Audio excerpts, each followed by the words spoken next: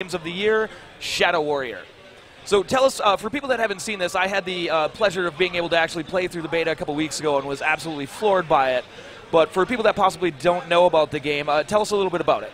So Shadow Warrior is a reboot of the original game made in 1997 by 3D Realms, the fathers of Duke Nukem 3D, Yep. of course. So a year and a half ago, Devolver Digital asked our studio, Flying Wild Hog, if we want to revive Shadow Warrior. Okay. So so for us, we couldn't say no. Right. I mean, our previous game, Hard Reset, was a comeback to old school roots of Right. FPS games. So this was like a dream come true. Okay. Now, were you guys big fans of Shadow Warrior back in the day as well, or? Many of us at the studio have played original game, yes. Okay. So what's like? Is there anything like new in this version that may surprise players of the old game? Things like that. Like what have you guys actually done to this besides make it look absolutely gorgeous? I mean, yes, of course, we needed to update the graphics. We didn't want to make just HD version of original Shadow Right. Warrior. We completely reinvented the whole game. Okay.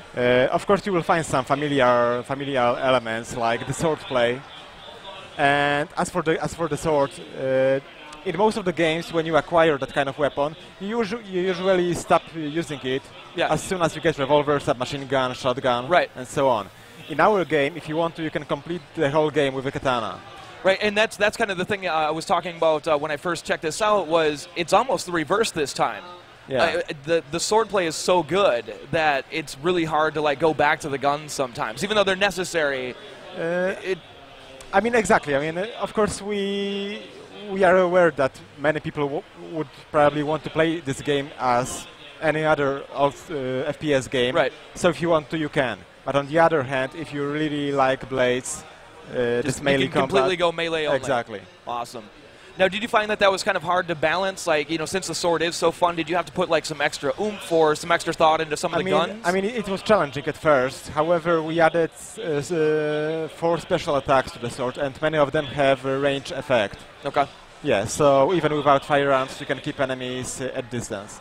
Now, and that's one of the things, too. Not only is it just an action-packed, fast-paced, first-person shooter, it also has some like light RPG elements, upgrades, things like that. Yes, you can you can upgrade Loang's skills, his powers, and you can buy new upgrades for katana, and you have the special attacks. Okay. And of course, you can upgrade weapons. Each firearm in our game has alternate mode, just like in the original game, actually. Right.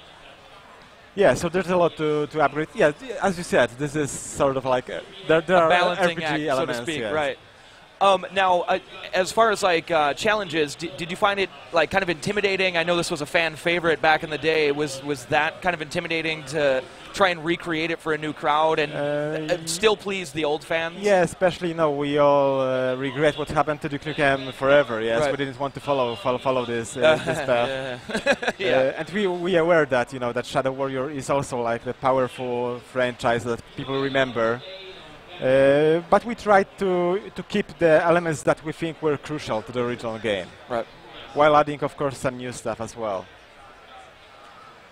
And so now, I've mentioned the graphics before. It's an absolutely gorgeous game. Now, is this the same? You guys do your own in-house engine, correct? Yes, the engine is called Roadhog, and this is the same engine that Hard Reset was running on. Another gorgeous game. Yeah, this is a bit improved engine because Hard Reset was mostly in industrial settings. Yeah. Yep.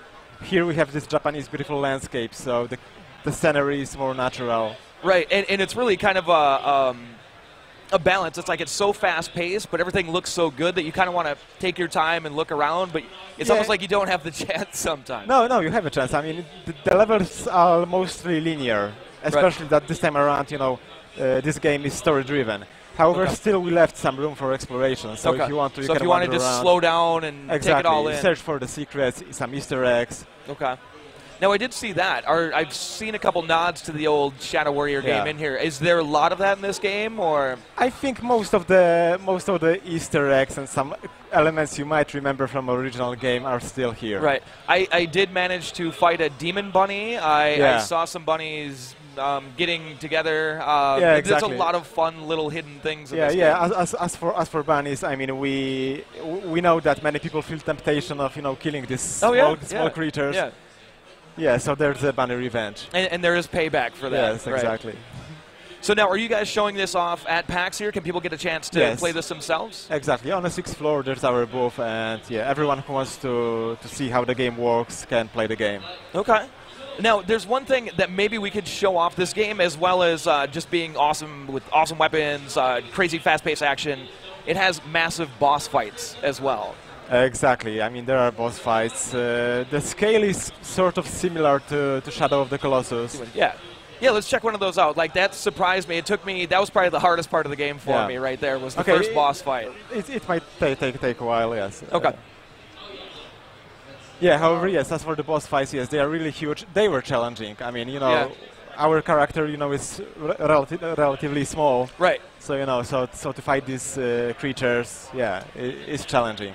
Well, and I think it was kind of fun, too, because it's not just like there's a boss that's huge and you just kind of shoot him till he dies. There was strategy to it, and I only saw the first boss. But as far as, like, you'll see it in here in a second, guys. Yeah, but in a second there's real technique and strategy to it. It's not just shoot them till they die. Is it like that for every boss, pretty much? Yeah, every boss has some, you know, like elements you need to destroy first in order to progress. Yes, this guy. Yeah. So now, was that difficult? Like you said, with hard reset, which, like I said, looked gorgeous, but it seemed a little more contained. It was very industrial. Yeah. Was this a challenge to step up to full lush environments? It was more challenging because, you know, right now we are dealing with you know, the game is set in Japan. This is sort of, you know, alternate Japan. Okay. But still, you know, there are some elements of architecture that you need to keep. You know, you need to recreate them as they should look. Okay. So that was a bit challenging to recreate that scenery.